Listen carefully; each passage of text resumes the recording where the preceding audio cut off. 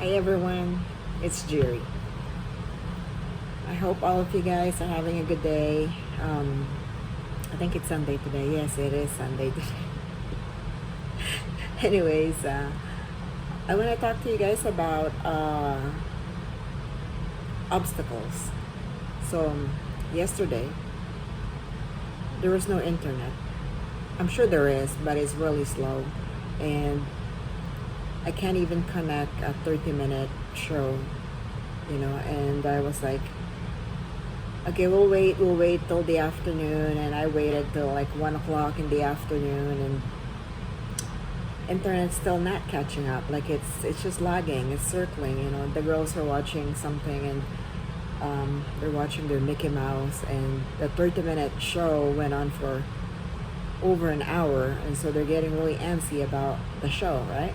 So we stopped it, and they just played. I played with them for a little bit, and then they don't want to play anymore. They just want to go in the laundry basket. Anyways, they wanted to play with themselves, so which is good. That's why we're very fortunate that we have twins, because they have a built-in playmate. They have a built-in friend for life, so that's good. But anyways, the obstacle that I want to talk to you about is yesterday there's no internet, and on the videos that I've been doing for my challenge, for the exercise with me challenges, I watched the videos from different YouTube videos, and if I like the exercise, I do the exercise. But if I don't like the exercise, then I substitute it with something that I know or like. So in a sense, I'm already impromptuing it. But yesterday was the first day that I actually had to impromptu a full workout. Like, I usually go for like a 35-minute workout. So yesterday I did almost a 45-minute impromptu workout. So because I was so reliant on the internet being available, I didn't write down the exercise that I like. I mean, I don't even memorize the names of the exercises. So I just watch the video. If I like it, I do it. If I don't like the exercise, I substitute it. That was kind of like for the whole time. That's what I've been doing. And even before I did the challenge, when I'm doing exercises, that's just what I do. Well, there's no internet yesterday, and I waited already till about 1 o'clock, and it doesn't seem like it's gonna come up or gonna be available anytime soon, and I don't want to miss the day. So I impromptu the whole thing, and I was really amazed at how I realized that I can actually write, or I can actually draft my own workout routine without looking at the video, which is amazing, because I never really thought of writing my own routine, writing my own exercise stuff. But I guess I did yesterday, and now I feel like I should be doing. Now I feel like I'm confident that I can do my own daily routine, and just plan it ahead, and instead of relying on something, just be self-reliant and do my own thing. So that way I can do it anywhere. I can exercise anywhere. I don't need to rely on the TV or the internet to do my daily exercise. So I guess what I'm saying is, there's two ways of looking at an obstacle.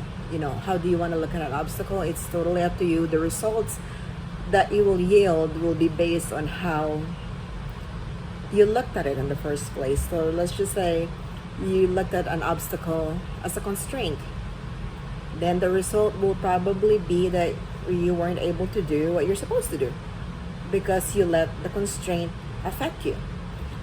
Or like like what I did, like I said, I'm pretty amazed about it, is that I looked at that obstacle of having no internet, and I figure I can just impromptu it. So I looked at it as an opportunity for me, to grow out of that reliance on the videos, from the TV, from the YouTube, like stuff like that.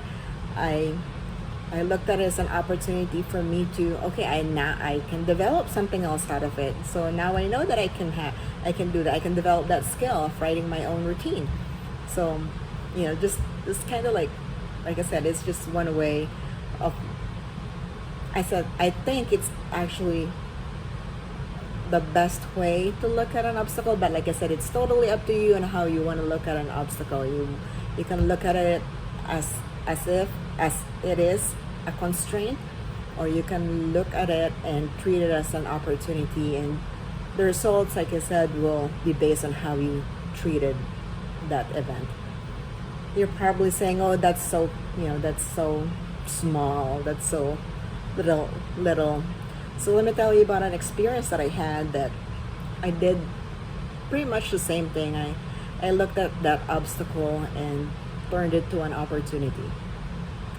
So when I first got here, first time ever getting here, first time flying here to the US. So just want to make sure that's clear. The planning, of course, happened in the Philippines, and my godparents who live in, I think, North Hills or somewhere in LA, around LA, they were gonna pick me up at the airport when I arrived there at the LA airport, the LAX. Well, I was there for almost 18 hours. I tried calling all of their numbers, and they didn't show up. They left me there. So I was there for 18 hours, and by that time I was just like, I'm just gonna call somebody else and figure out what I'm gonna do. And of course I did not know how to use the phone yet at the time here in the US, because there are different phones, like at the LAX. So this is like about 15 years ago, so there were still phone booths in the airport. But anyways, so I looked at the situation and I was thinking, well, I can just go back home. I have my, my ticket to go back, so I can just go back home and it wouldn't be a problem. I'll just go back home and say that, oh, it's a constraint. I couldn't do it. Nobody picked me up, and I don't know anybody in the US. I had no family here. I didn't know anybody here, so I said that was it. Or I looked at it as an opportunity for me, to grow, to become mature and just grow out of myself, basically. So I called somebody who I know in the Philippines, who I know has a relative who lives in California. Mind you, I don't know how big California is at that time. I did not know how big California is at that time. So his brother, the one that I called, his brother lives in San Francisco, and I was in LA. So I called that person who's in San Francisco, and I figured out a way. So at this time, I was already at the airport for over 24 hours, and still no godparents. So anyways, so that situation could have easily just discouraged me and just send me back home, and I just braved it up and called somebody and just put my faith in God, and I said, okay, I'm gonna call this person and this person's gonna help me. I don't know if he was gonna help me or not at the time, but I just put my faith in God and it was gonna help me. So obviously he can't just come fast enough to San Francisco, from San Francisco to LA. So he called another friend, and another friend was in town and in LA, but they had an event to go to first, right? So they waited for a few more hours, and then they said that I'm gonna have somebody else in the area pick you up, so that way you can just hang out at their place, and then we'll pick you up the next day. All right, thank God.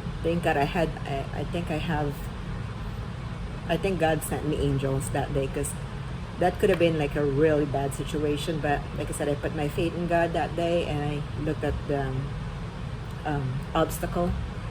It's the biggest obstacle probably that I've encountered, and I didn't want to hold grudge to my godparents. Maybe they were just pressured to say yes, they were gonna pick me up, all that stuff. And I said, okay, that's fine. I'm just not gonna worry about it.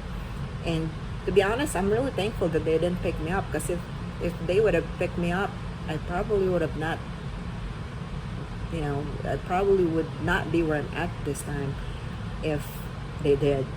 So I'm really thankful. I love my life right now. I love what I'm doing right now. I love my family. I love everything. And if I didn't look at that obstacle as an opportunity, and if I let it discourage me and just go home, it probably would not, this thing that I love right now is probably not going to happen. So I guess my final message is, it's really up to you on how you look at an obstacle. An obstacle can be constraint, could be an opportunity, and really the outcome is based on how you treat it. So I guess that's a little experience that I want to share with you today, and hope you guys learn something from it. And again, don't forget to subscribe and to my channel, Geri Podkowa on my YouTube channel. And if you want more information, go ahead and visit my website, www.geripodkowa.com. All right, guys, thank you. Have a great day, everyone. Have a blessed Sunday and blessed week. Thank you.